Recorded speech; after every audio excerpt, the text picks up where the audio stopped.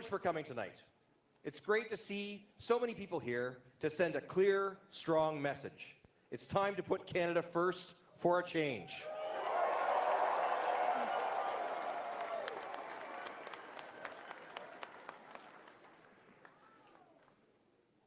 Tout d'abord, les gens demandent toujours comment pouvons-nous aider Pierre à mettre le Canada d'abord.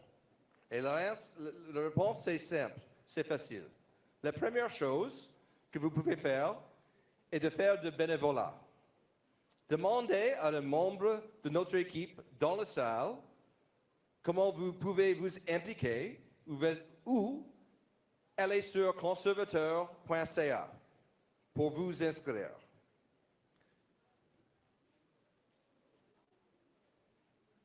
You're going to get it in English, don't worry about that.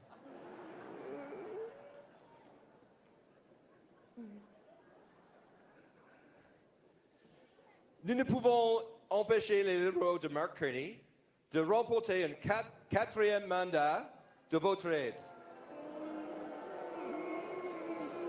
All I have to say is Mark Carney and we get the booze. Deuxièmement, partagez-vous toutes les publications de Pierre en ligne. Vous pouvez également laisser des commentaires positifs pour aider à diffuser notre message. Il est temps de mettre le Canada d'abord.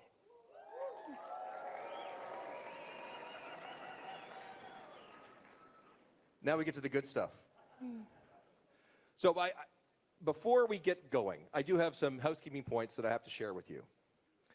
So first of all, did you know that you can vote right now? Not right now here, but starting now, you can go to the Elections Canada's office here in Fredericton or Oromocto. It's at 27 Allison Boulevard, near the Toyota dealership, across the highway, and you can vote any day. So please do that. A lot of you got cards when you walked in here. Please get those ballots in the box. That's really important.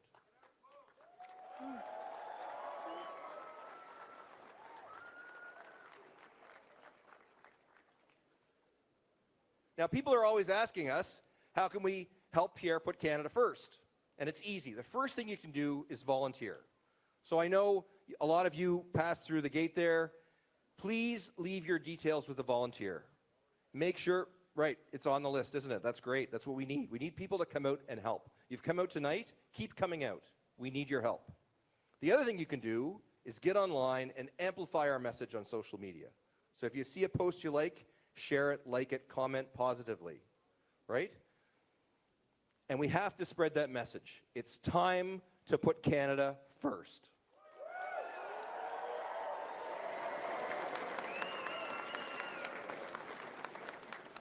All right, so that's the housekeeping stuff that I had to do. We've got it out of the way. We're going to have a little more music, and then we're going to get to the main event. So sit tight.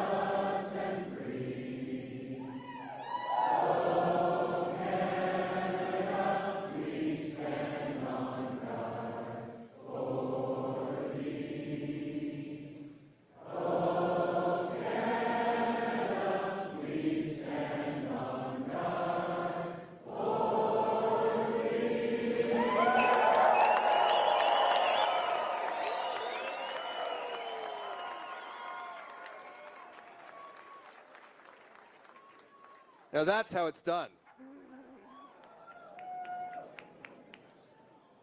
J'ai une question importante à vous poser.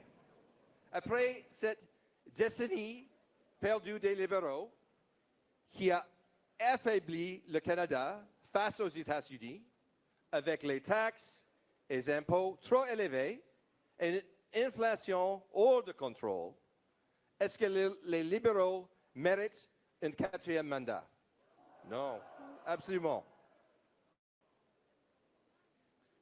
N'est-il pas plutôt le moment de mettre le Canada d'abord? Oui, absolument. Pour faire changement avec un nouveau gouvernement conservateur qui va réduire les taxes et les impôts, accélérer la construction des logements, exploiter nos ressources naturelles, stopper les crimes, ramener nos emplois ici au Canada, pour remettre le Canada dans une position de force face aux États-Unis de Donald Trump. All right, everybody. It's an important question.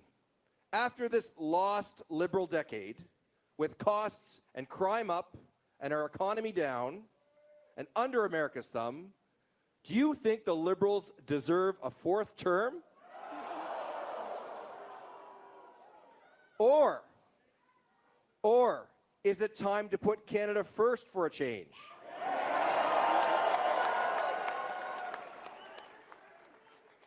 With a new conservative government that will axe taxes, build homes, unleash resources, stop crime, and bring home jobs to stand up to Trump from a position of strength.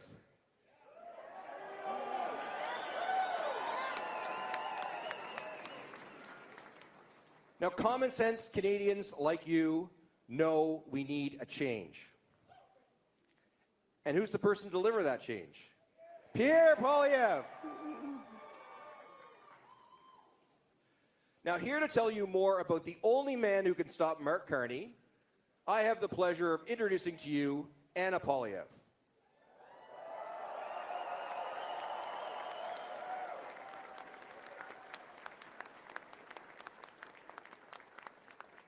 Now, Anna is an entrepreneur. She's a dedicated advocate against human trafficking and a staunch supporter of women's empowerment. Born in Venezuela and raised in Montreal, Anna moved to Ottawa in 2006, where she met her future husband, Pierre Poilievre. And they married in 2017. Now, an active member of the conservative movement, she is the driving force behind the conservative merch.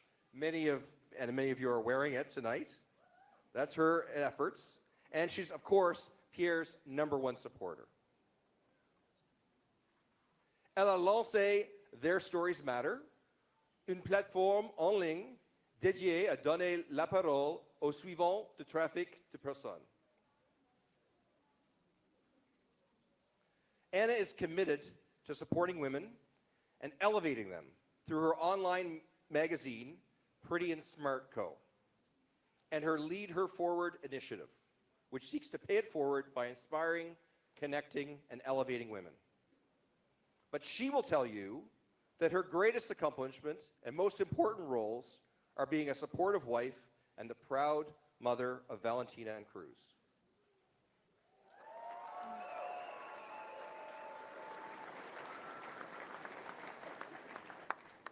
Mesdames et messieurs, sans plus tarder, Anna Poilievre. Ladies and gentlemen, without further ado, Anna Poilievre.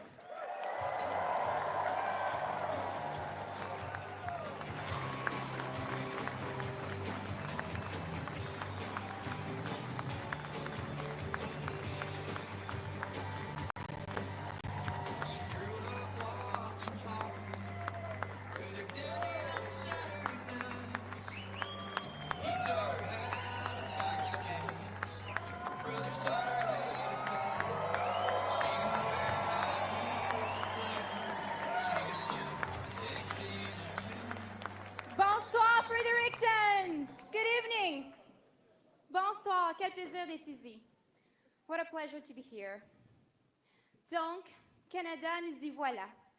Nous nous retrouvons dans un moment crucial où nous devons décider si nous allons élire pour un 4e mandat un gouvernement qui a affaibli notre économie, qui nous a laissés avec une énorme criminalité, qui nous a laissés avec des maisons qui ne sont non abordables et qui nous a laissés vulnérables face aux menaces de Donald Trump, ou si nous allons élire un gouvernement conservateur pour mettre le Canada d'abord.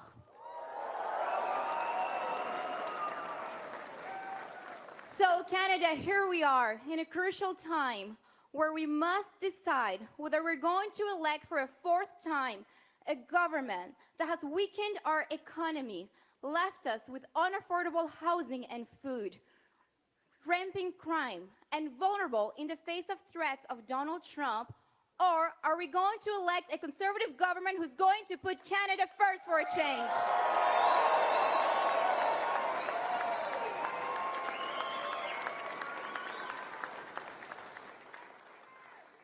This journey began about 3 years ago for my husband and our family, when Pierre decided to run for the leader of the Conservative Party of Canada. Ever since, my husband stepped away from the Ottawa bubble to travel from coast to coast to coast so that he can listen Canadians directly. Because what we need, it is a government and a leader of the people, by the people.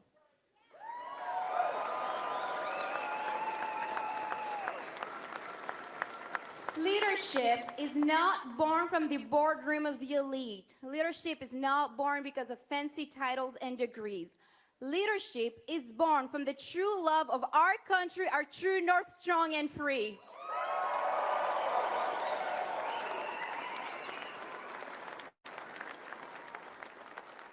My husband has been here all along fighting for all of us. Meanwhile, Mr. Carney has been abroad, and he has been looking down on this work. If Mr. Carney wants to seek the highest office, he's out to give the respect it deserves. Yes, my husband has spent his life right here at home fighting for our youth, our families, our seniors, and that is an honorable thing to do.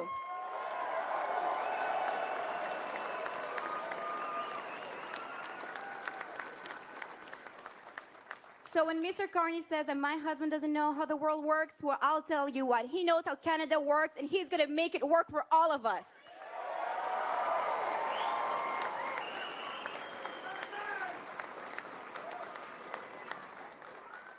Now, I love all of my husband's policies, but I think that to really understand the policies and the why, we need to understand the man and the family behind of it all.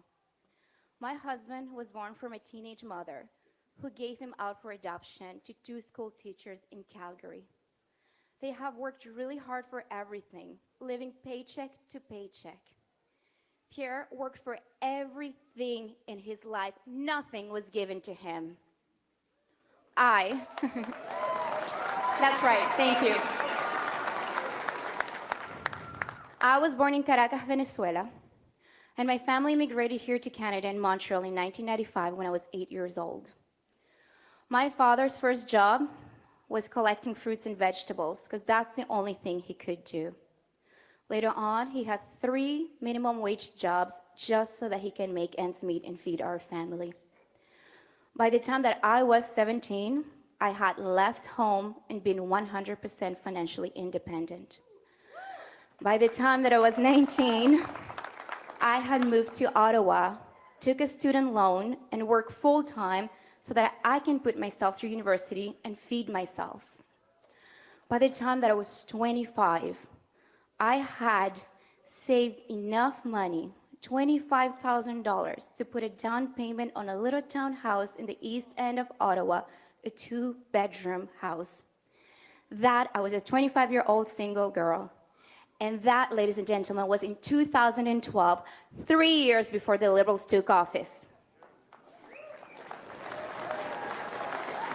So That is the Canadian promise that we are fighting for and that we want to bring back so that all of us, our youth, our families, our immigrants, they can all afford a house and food again.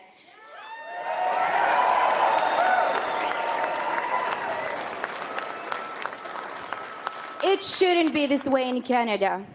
But ladies and gentlemen, there is hope on the way. My family is standing united, and we're here together in this fight with you, and we need you with us. So, ladies and gentlemen, that is why it is my pleasure to share with you my husband, the next Prime Minister of Canada, Pierre Poilievre.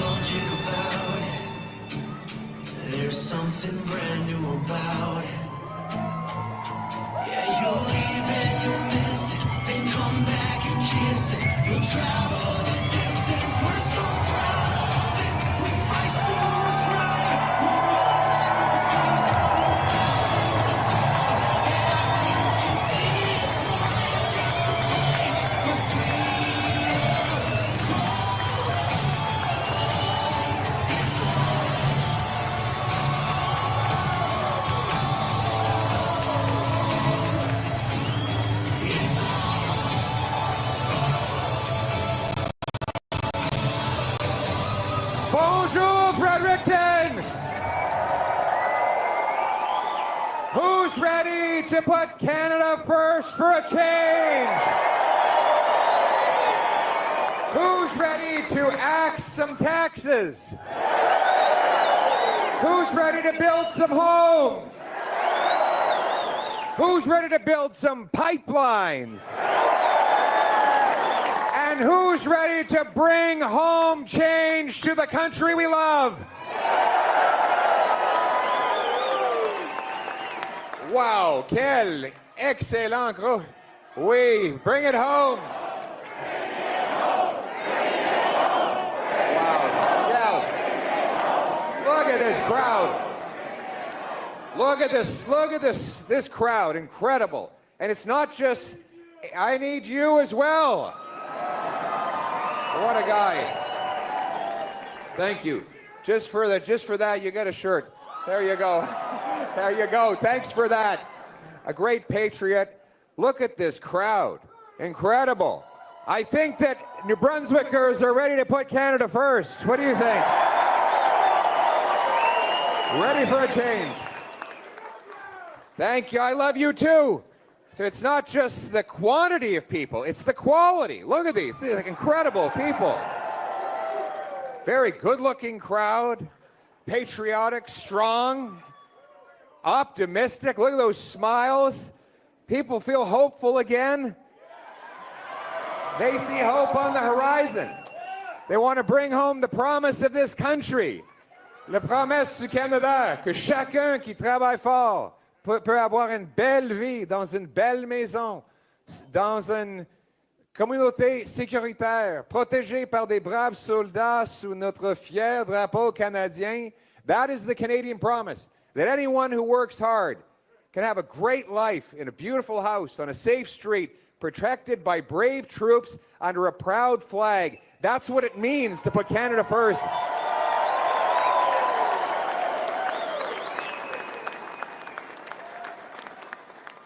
And that's why we're running. Because after the lost Liberal decade,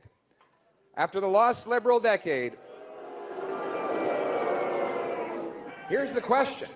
After the lost Liberal decade of rising costs and crime and a falling economy under the thumb of the Americans, do we want to elect the Liberals for a fourth term? Or do we want to put Canada first for a change with a new Conservative government that will axe taxes, build homes, and make our country strong? Change. Who wants change? The Liberals will take the change out of your pocket. There's none left. Everyone's already broke. They're pulling a fast one again, aren't they? After the last Liberal decade, they want you to forget that they doubled housing costs, that they drove up food prices 37% faster in Canada than in the United States with their carbon tax on the farmers and truckers who bring us the food. They want you to forget that they drove 25% of Canadians into poverty. They want you to forget the crime, chaos, drugs, and disorder, the 50,000 blessed souls that we lost to drug overdoses because of their radical liberal ideology on drugs. They want us to forget that they blocked pipelines and mines and drove hundreds of billions of dollars out of our country into the United States, making us helpless against the unjustified threats of Donald Trump. They want you to forget all of that, and the trick they're employing is replacing Justin Trudeau with his economic advisor and hand-picked successor, Mark Carney. Now, it is, as Atlantic Canadians will tell you, it might be a new face at the helm, but it's the same ship, the same Liberal ship, the same Liberal crew, the same broken down Liberal boat, the same sinking ship that's going straight down. That is not change, my friends. That is more of the disastrous status quo that Canadians want to leave behind.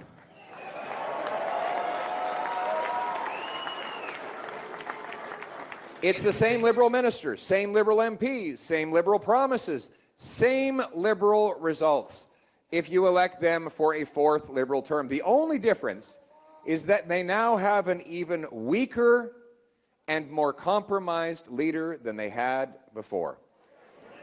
Mark Carney has already demonstrated that he's prepared to sell out our country for his own self-interest. He moved his corporate headquarters from Canada to the United States just 6 days after Trump threatened our economy with tariffs. He could have pounded his fist on that mahogany desk at that boardroom meeting and said, Donald Trump is threatening Canada and I won't back down. I'm keeping the jobs in Canada. But instead he chose his profit before his patriotism, and Canadians will never forget it.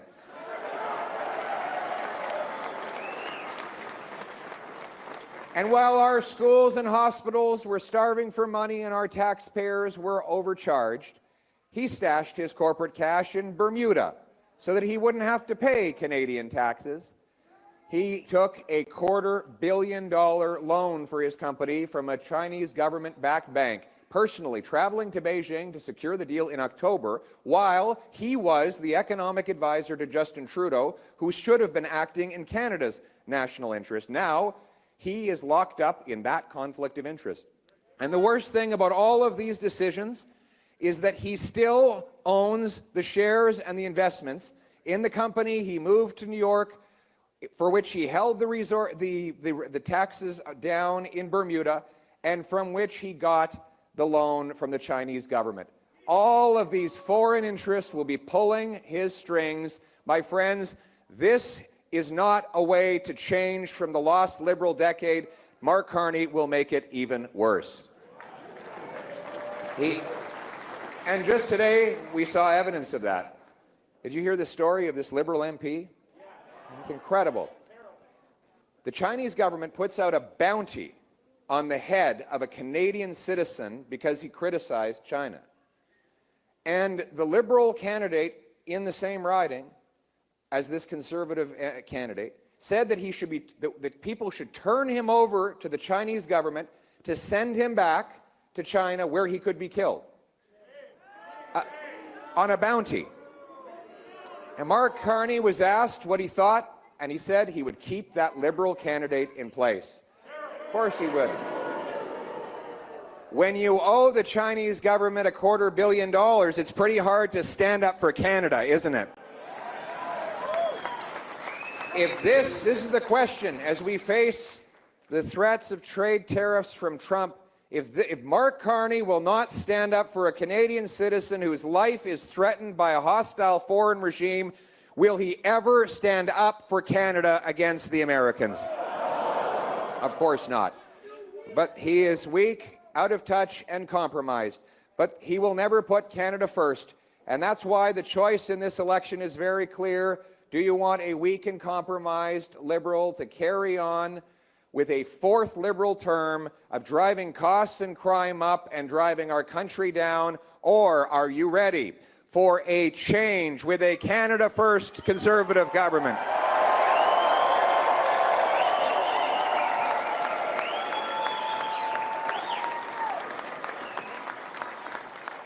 Canada First starts with bringing home our jobs and our money, with a real Bring It Home plan. Bring it home is my terminology for two reasons. One, because we're going to be bringing home the hundreds of billions of dollars Liberals have driven out of the country to hostile foreign economies. And two, because you are going to be bringing home more of your paycheck. Let's start with that. The Bring It Home tax cut will lower tax rates on work, investment, energy, and home building. Let's start with work.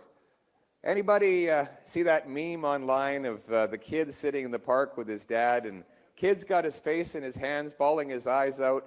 He's asked his dad, what is an income tax for him?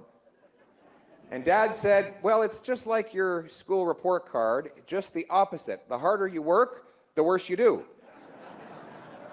You actually, income tax is the fine you pay for the crime of working hard. Today, Canadians spend more on tax than they do on food, clothing, and shelter combined. The government has become a morbidly obese, never satisfied monster that consumes more and more of everything that you produce. Now it has grown by 80% in cost, and most of that has fallen on working class taxpayers forced to pay more. That is why I have announced that a Canada First Conservative government will cut income taxes by 15% so you bring home more of each dollar you earn.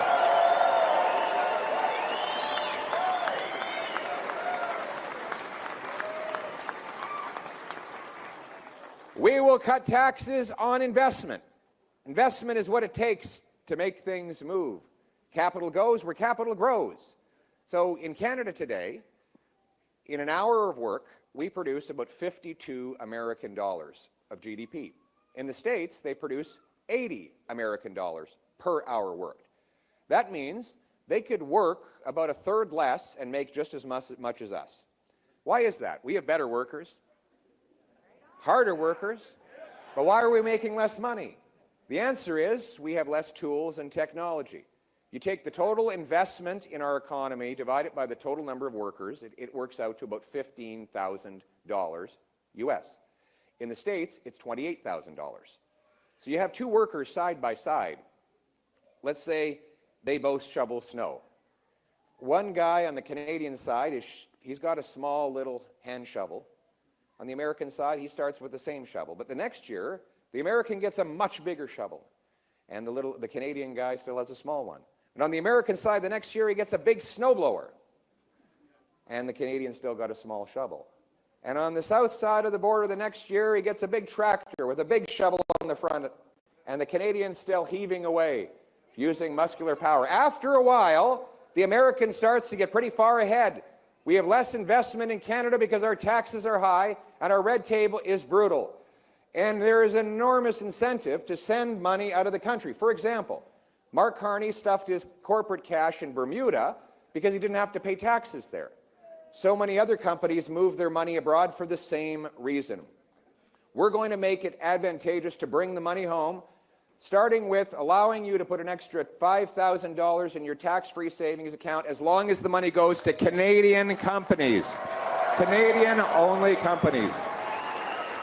Second, there's the capital gains tax. When a small businessman sells at the end of his career, he has to pay this big tax.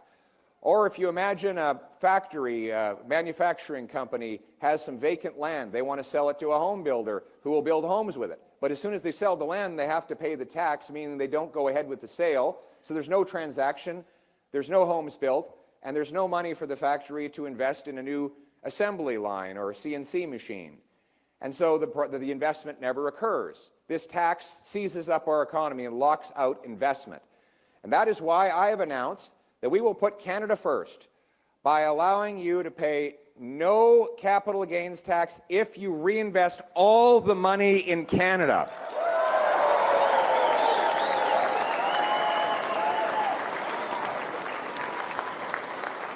Now, you take the money out of Canada, you pay the capital gains tax. If you want to go buy a boat and sit on the lake, well, nothing wrong with that, but you have to pay the tax. But if instead you sell your investment but reinvest it in Canadian home building, Canadian factories, a Canadian company that builds pipelines, digs mines, and creates jobs in this country, then you will be able to do it tax-free. We will also encourage the companies that have shipped their money abroad to bring it home. This will be like rocket fuel that will launch our economy above the Americans, make us strong and independent and self-reliant.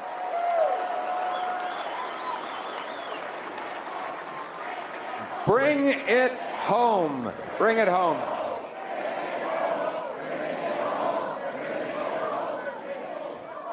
And then there's taxes on energy. The Liberals have brought in a crippling, job-killing, inflationary carbon tax that has driven up the cost of everything you buy. Now, up until about 3 weeks ago, they told us that the entire planet would be lit ablaze with fire if there were no tax on you filling up your minivan, right? So they've had this carbon tax in place for 7 years. The carbon tax law is still in place. But tomorrow, the Liberals are going to hide the carbon tax from the gas pump until the election is over. Mr. Carney, Canadians are not stupid. They know exactly what you're doing. You're hiding the tax until after the election, and if, God forbid, Mr. Carney and the Liberals were elected for a 4th time, they would slap that tax back on, raise it higher than ever before, and cancel the rebate that was supposed to go along with it. Furthermore, he has said that he wants to, this is part he's been honest about, he wants to raise, well, in fairness, Mark Carney has not been in the country for most of his adult life, so he's had 3 passports up until recently. But he's admitted that he wants to bring in a much bigger industrial carbon tax on steel, on lumber, on aluminum, on fertilizer, on all the other industrial products that we need to survive as a modern civilization. But he doesn't think you're smart enough to know that it will all be passed on to you in lower wages and higher prices. And this is some area where he's got a lot in common with Donald Trump. Both want to tax Canadian industry. Trump wants to do it with tariffs. Carney wants to do it with a carbon tax. You know, we're talking about fighting Trump on tariffs, and I agree with that. But I'll tell you something, it's even worse when the tariffs and taxes are being put on our businesses by our own government. And so let me be clear. We will put Canada first by axing the carbon tax for everyone, for everything, for good, for real, for a change.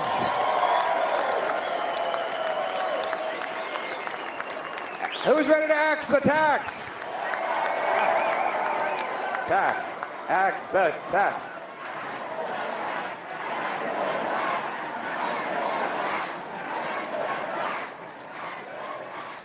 And we're going to axe the worst tax of all, the inflation tax. Inflation tax. The inflation tax is the worst because it's sneaky and it's undemocratic. Sneaky because when governments want to spend money they don't have without telling you how they're going to pay for it, or borrowing it out in the open, what they do is print cash. They fire up the printing machines and flood the economy with easy money. Now, our money supply in bills, coins, and bank deposits went from about $1.8 trillion to $2.5 trillion in the span of about 4 years. This was while Mark Carney was Justin Trudeau's economic advisor. He said that the biggest concern at the time was, quote, deflation. Mr. Carney said that the risk was prices might go down. Wouldn't that be terrible if you had to pay less for food and housing, if your dollar actually gained more value than it lost? And so he said, let's print money like crazy, and it will be like magical wealth that fell from the sky. Well, for those who get their hands on that money first, the bureaucracy, the bankers, the financial insiders, it is like money from the sky. They get to spend and invest it before it loses its value. But the problem is that when the value is gone, everyone else has to pay more for what's left. It's like if you have an economy with 10 apples and $10. It's $1 an apple. But if you double the number of dollars to 20, and you still only have 10 apples, you're not twice as rich. It's just that each apple now costs twice as much. Inflation is too many dollars chasing too few goods. That is inflation. How do you like them apples?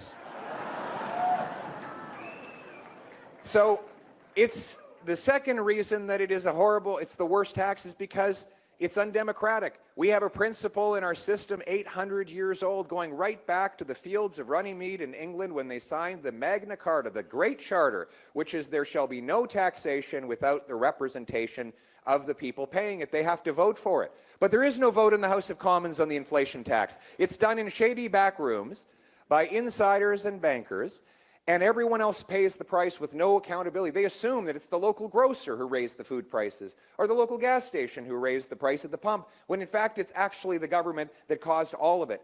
And the third reason it's the worst tax is because it takes money from the working people's paychecks and gives it in inflated asset values to the billionaires and millionaires. It's a transfer of wealth from the have-nots to the have-yachts.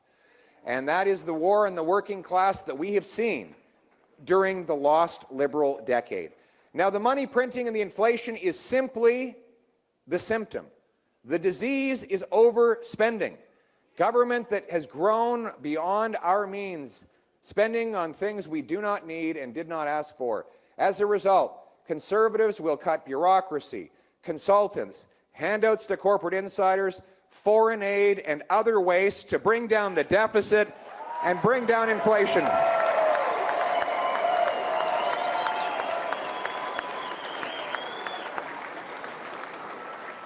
So that your money retains its value, and that a dollar earned can turn into a dollar spent, that your money should grow in its purchasing power when we have solid and sound money. And that should be able to buy homes again. After the lost Liberal decade, housing costs have literally doubled. And today, Mark Carney doubled down on Justin Trudeau's housing policy. He announced that the solution to the Liberal housing crisis is to create a $35 billion bureaucracy in Ottawa. Have you ever seen bureaucrats building homes? They've already spent $80 billion on their so-called affordable housing programs, which have doubled the cost of housing. Whenever I ask them about why housing has got so expensive under them, they say, don't worry, we've created really expensive programs to pay for it. So now you're paying more to buy a home and paying more taxes for the programs that drive up the cost. Yes, he is actually. And of course, Brookfield, Carney's company, in which he's still invested, has abused the tenants, leaving them and living in miserable conditions and doing false renovictions to kick them out on the street. A man who profits off the housing crisis will never fix the housing crisis. Good point. There you go. She's a very smart lady over there indeed. And so the solution, the reason why is housing costs so expensive in Canada? We have the land, the labor, the lumber. It should be dirt cheap because we have the most dirt to build on. But yet, our housing has gone up faster than in any other G7 country during the lost Liberal decade. In fact, Toronto and Vancouver are now the most expensive markets anywhere in North America. Canada's housing costs have outstripped incomes more than in any other OECD country over the last lost Liberal decade. Now, what's driving them up? It's government bureaucracy. More money from a new home goes to taxes, delays, permits, charges, consultants, lawyers, than goes to the people who actually build the homes. Can you imagine? A bureaucrat gets more money from a new home than does the carpenter who builds it. And to add insult to injury, the carpenter cannot afford to buy the home that he builds. So, we're going to reverse that policy. We're going to cut the bureaucracy and the taxes. Canada First Conservatives will eliminate the federal sales tax on new homes.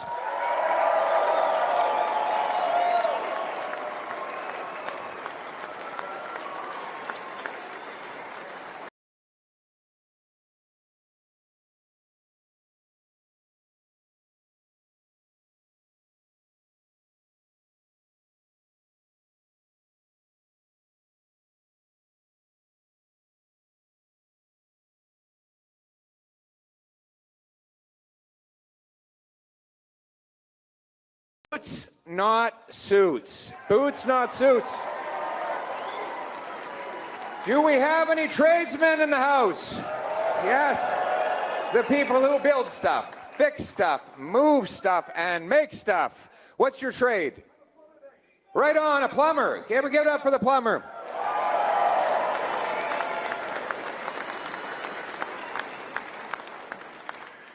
Oh my goodness, that's funny. I was just thinking, he builds the houses. Oh, you're a home builder back there. What's your trade? A carpenter. I love the carpenters. You know, we got another carpenter back there. And today I was honored to be the first Conservative leader, maybe in history, to receive the support of the Atlantic Canadian Carpenters Union. God love them.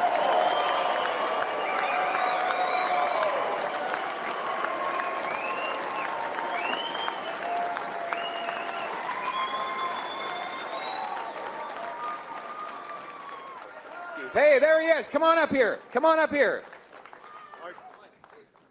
I'm just okay. Introduce yourself. I'm Peter Dawson. I'm the lawyer for the Carpenters Union in New Brunswick. And we're proud to support Pierre Poilievre here in New Brunswick to build houses back again after 10 years of it not happening.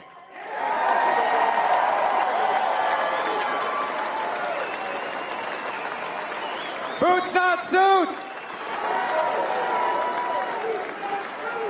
Boots, not suits.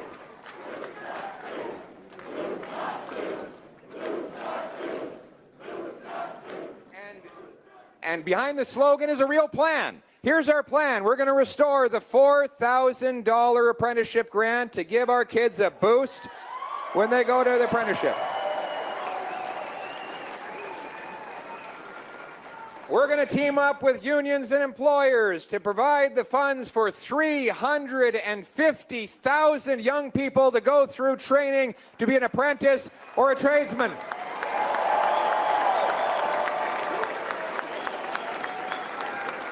We're gonna harmonize the health and safety rules across the country so that our tradespeople don't have to take an unpaid 4-day course every time they go from one province to another. A Canadian should be able to work anywhere in Canada.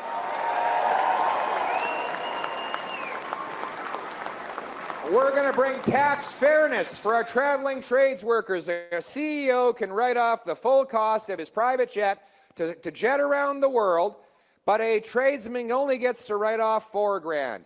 I'm sorry, but if you're a tradesman and you're going back and forth to Fort Mac 20 times a year, $4,000 just ain't going to cut it.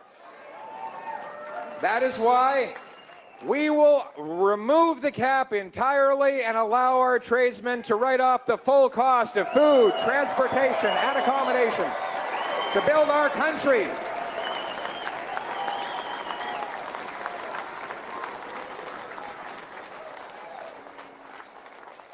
And they're going to have a lot of work to do because there's a lot of building to get done.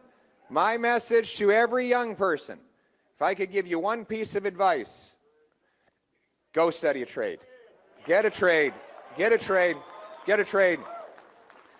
There's one thing I wish I'd done is got a trade. I wish I could say that I had a trade. I think it's the people who know how to do the trades work have an exceptional brain power for solving problems.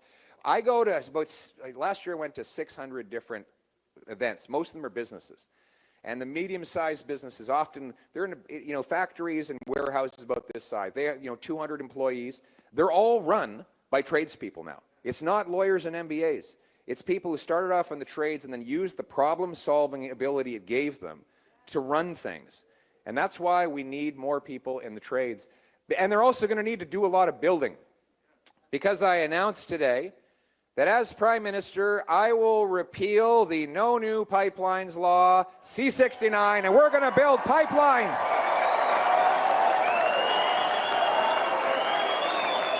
Build some pipelines.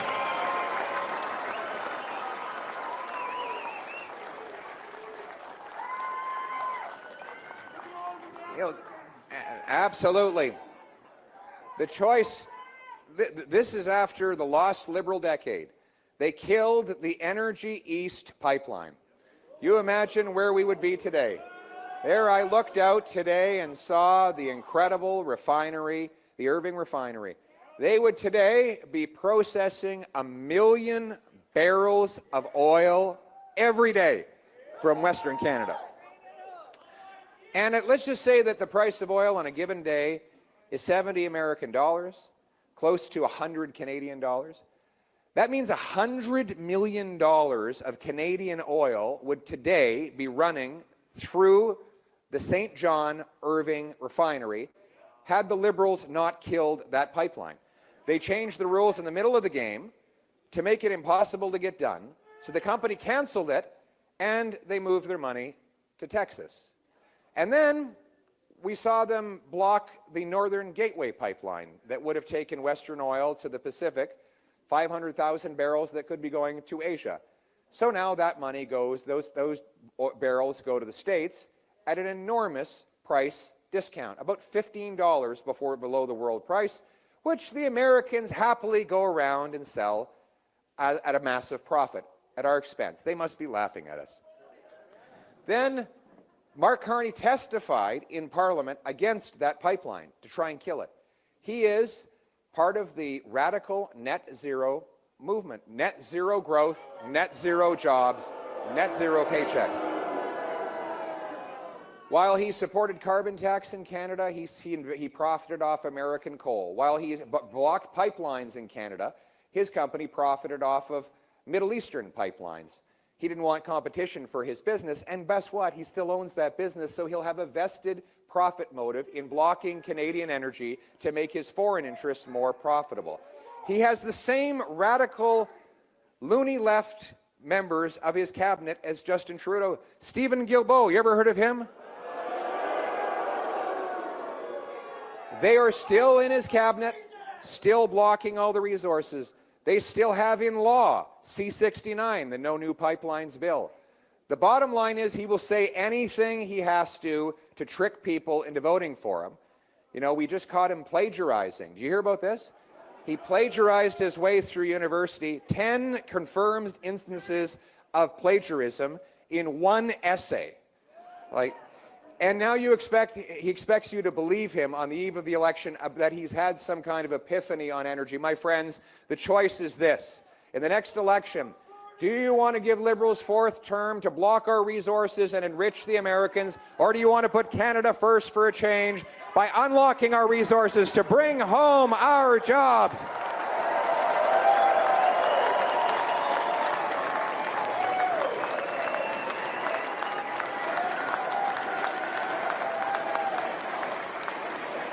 Bring it home.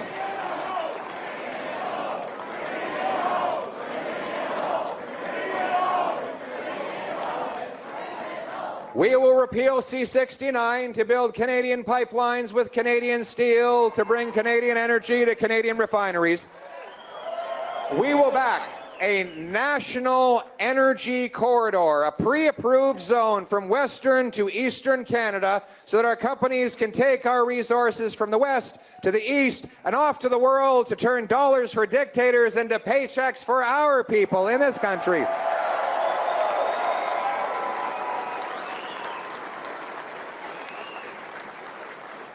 We will approve LNG, liquefied natural gas. We have 1,300 trillion cubic feet of natural gas here in Canada.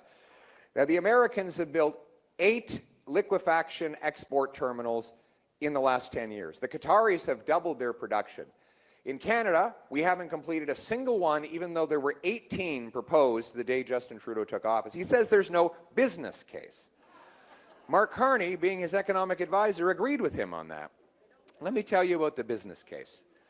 The price of natural gas, a million metric British thermal units in Europe is $15.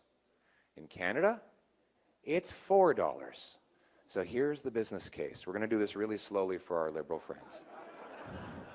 If you can take something worth $4 and sell it for $15 and do that billions and billions of times, that's a business case, okay?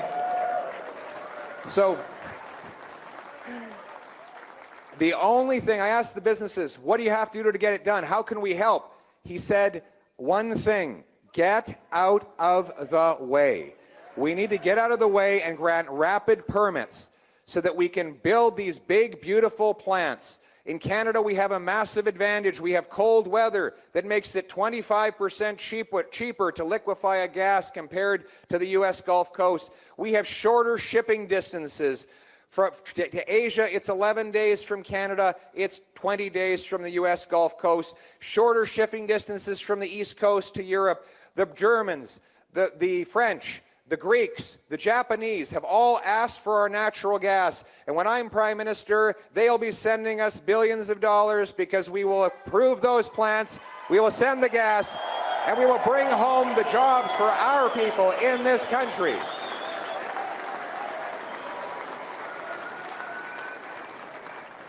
We want the great blue-collar jobs, but we also want our brilliant professionals. We need more doctors and nurses in our hospitals. Do you know we have 32,000 immigrant nurses and 20,000 immigrant doctors banned from working because the bureaucracy won't let them prove their qualifications?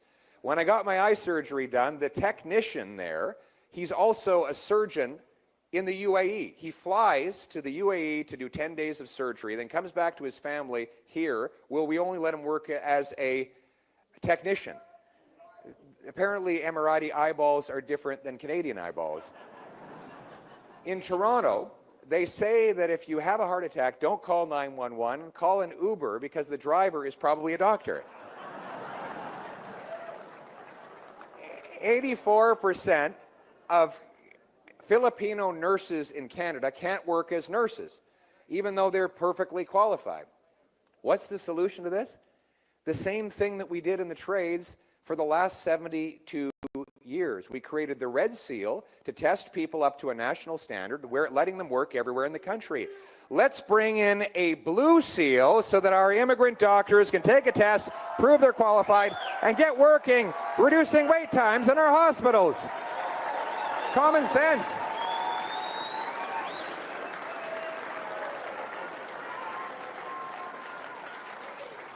By bringing home these paychecks, we will fortify our economy. We will make ourselves strong and self-reliant so that we can stand up to Donald Trump from a position of force and strength. We need to be a nation that stands on its own 2 feet, that supplies its own resources, that upgrades and adds value to those resources and sends them to markets at home and abroad without relying on one market. We will stand up to President Trump from a position of strength.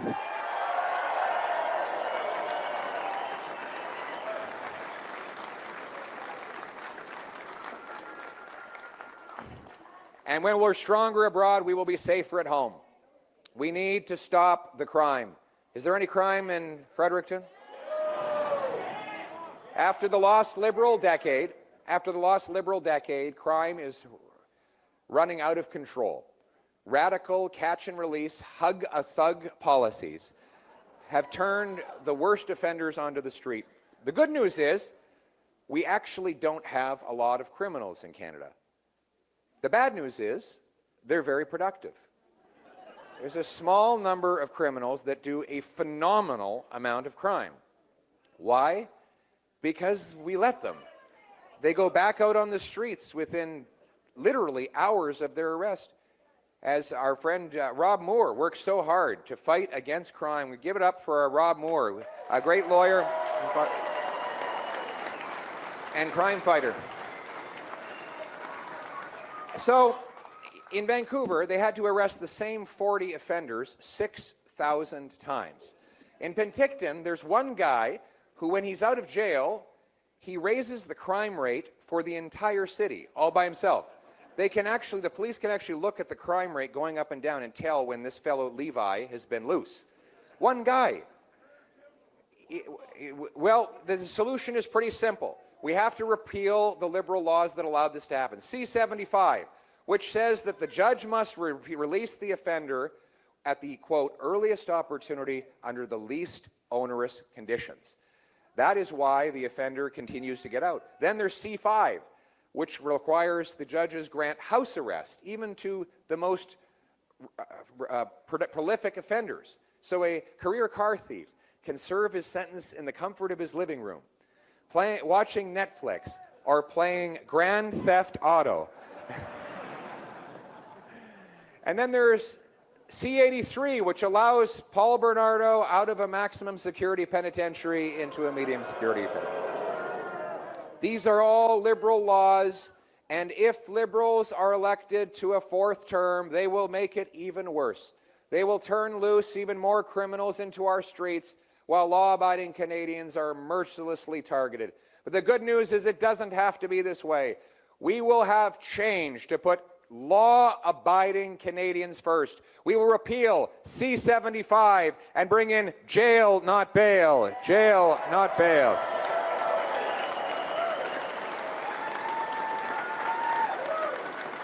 We will repeal Liberal law C-5 to end house arrest and put real offenders behind real prison bars. And we will repeal C-83 to require that Paul Bernardo and all other mass murderers go into maximum security penitentiaries where they will stay forever until they come out in a box.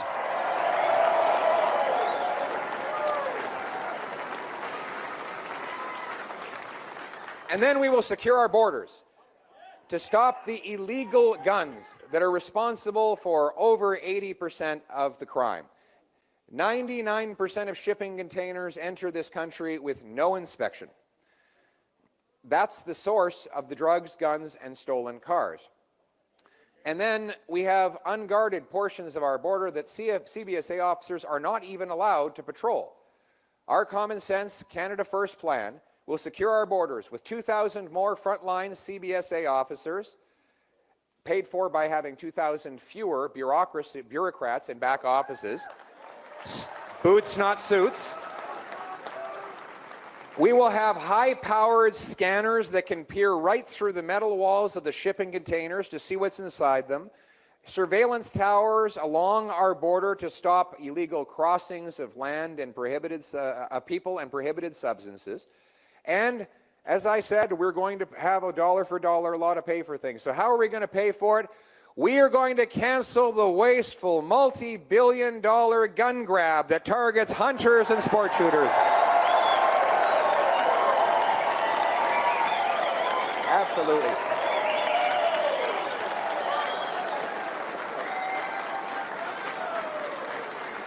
Make no mistake. Make no mistake, the Liberals have said it in their own words. They will ban your hunting rifle. Tell everyone at the hunting camp. Tell everyone at the hunting camp, if the Liberals get back in, they will ban every single hunting rifle in this country. They cannot stand the idea that someone would have the independence to go and harvest the protein of the land, to bring home a deer or a moose to feed their own family, because of course then you don't need the government. The last thing they want is for you to have that feeling of independence. They don't understand that in rural communities across this country, after 10 years of liberal food price inflation, there are many families that wouldn't get any protein at all if they weren't able to hunt for it. So here's the choice. Here's the choice. With Conservatives, we will protect Canadians from criminals. With Liberals, they'll protect turkeys from hunters. Or maybe I should say that we'll protect Canadians from turkeys, but in reality, we know that it's not Grandpa Joe's hunting rifle causing the problem. It's the real criminals and gun smugglers. We will bring in life sentences for gun smugglers and other serious criminals.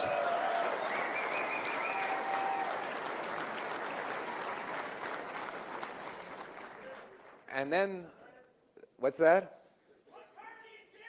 Well, we don't need to do that. We don't need to do that. We just need to vote them out. Vote them out. Vote them out. That's what we're going to do. What we're going to do is vote them out of office and give Canadians back control of their lives. We're going to bring real change to put Canada first. And that includes standing up against the scourge of fentanyl and drug overdoses. My friends, this is possibly the biggest tragedy of the lost Liberal decade. 50,000 people have died in one decade in Canada from opioid overdoses. That is more than died fighting for us in World War II. Not a week goes by that I don't meet a family member who tells me, there we are right there, I'm sorry. I'm sorry for your loss. We hear these, may she rest in peace. God bless you. Thank you. Thank you. Thank you. Thank you.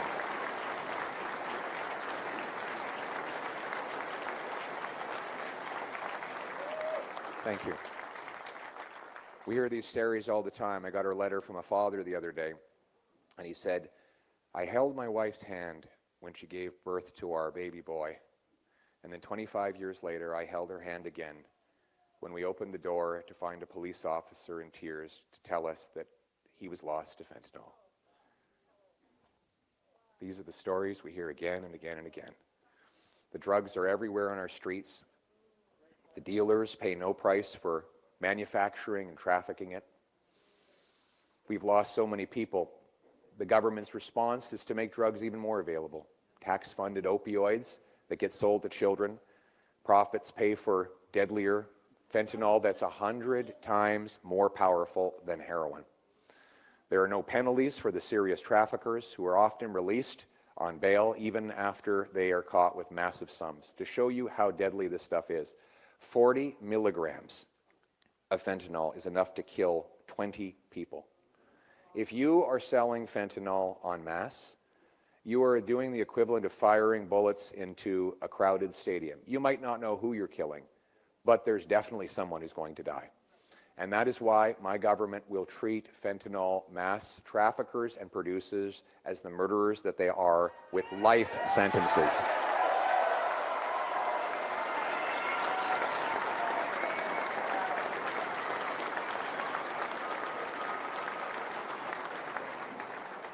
Life sentences, and then we will secure the borders to keep the illegal drugs out. We will stop funding opioids, and instead we will put the money into treatment and recovery services to bring our loved ones home drug-free. I think of the wonderful treatment centers like Harvest House here in Eastern Canada, here in the Atlantic, where they bring young men and women in off the street. They provide them with detox, counseling, group therapy, physical exercise. They help them get into a job and a home. They reunite them with their family, give them some faith again, teach them a little bit about how to get back on their feet so that they can start all over again. What I said to those young men when I visited them, I sat around the table and I said, I need you I need a favor from you. I need you to get better so that you can go find the next person who's on a street corner and you can pick them up and you can bring them here and you can save their lives.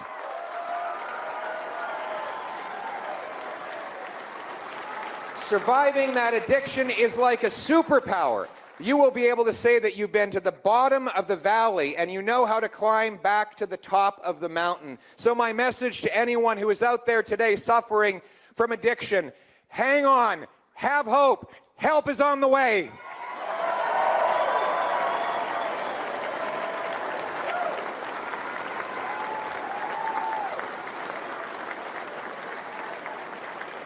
We're going to unite this country in its own defense. We're going to stand up for our seas, skies, and air.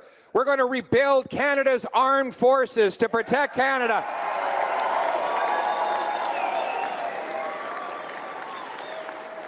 I need you to elect military veteran Brian MacDonald right here in Fredericton, Armagh.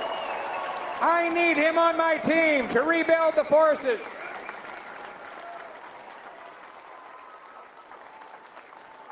Together, we are going to fill all the vacancies in our armed forces by ramping up recruitment faster than in any peacetime in our history.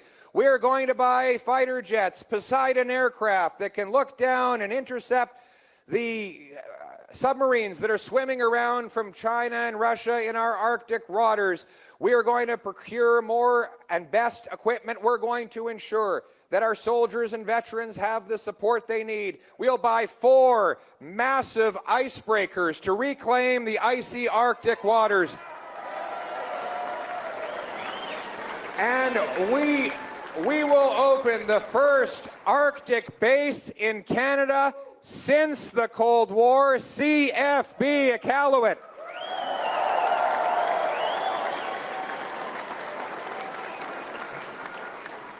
Are there any of the great men and women here in this room who serve at CFB Gagetown? Give them a round of applause. Our heroes.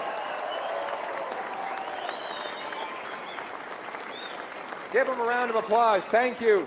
Thank you. Thank you for your service. And we will reinstate a warrior culture, not a woke culture.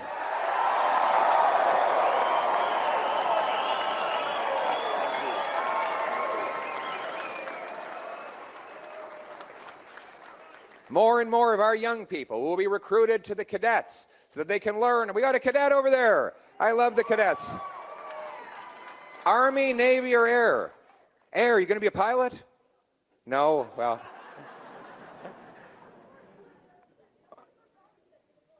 The Army cadets are too far away. Someone move, Brian, can you move the Army cadets closer to her house? You'd be a great cadet. Look at that. Bright young kid, the young people getting mentorship from our soldiers and Arctic Rangers. We'll learn new skills of survivalism, discipline, punctuality, and all kinds of other things that will help them appreciate our country and contribute in the future. We need to bring our people together and unite our nation as one country, contributing to a common cause. We need to take back control of our immigration system. After the lost Liberal decade, we had the best immigration system in the world before the Liberals, but then they went ahead with this radical century initiative that grew our population rate at 3 times the rate of our housing stock, leaving us with a housing shortage. When I am Prime Minister, we will reject the century initiative. We will cap immigration so that population never grows faster than the availability of homes, health care, and jobs. We will honor our history. We will honor our history. We will put up rather than knocking down our statues, including beautiful statues to John A. Macdonald.